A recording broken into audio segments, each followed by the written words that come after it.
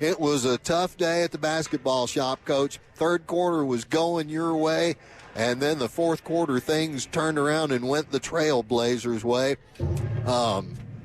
It got tough down there, didn't it? Yeah, I'm going to give a statement, and then I'm going to leave. Okay.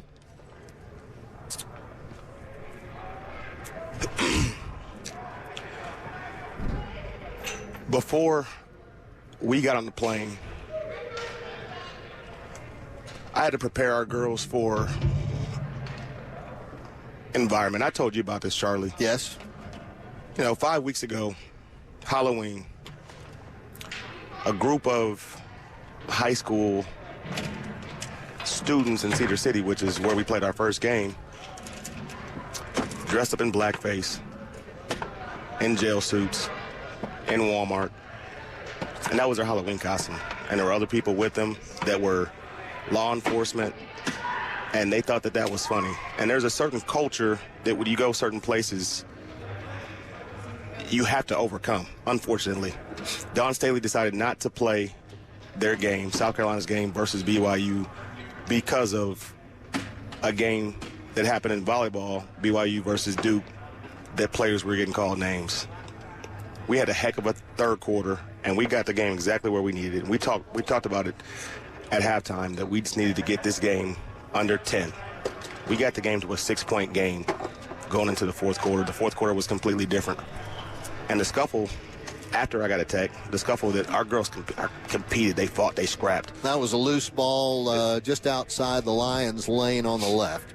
I've coached Desiree Colonel for 4 years now. She didn't get emotional out of that scuffle and say what she said as far as what she was called down there, and it not be what it was. And the unfortunate, that's not something that can be reviewed. It's not something that unless you're right there, you're not going to hear it. And the unfortunate thing is that's what our players have to endure a lot of times. It's unfortunate they have to endure it on this trip. And the coach was adamant after the game that, he wants to make it right, and I respect him. I think he does a great job with how he coaches. His team's well prepared.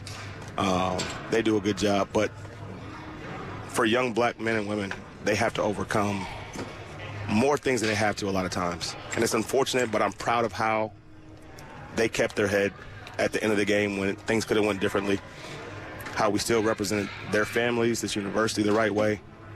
And, things happen. We hit some adversity. We lost a player out for the season this game. And even when that happened, we still were able to climb back and cut this game to a 6-point game.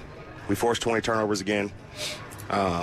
We just shot poorly, and we dug a hole early. But these girls are fighting. They're overcoming. They're resilient.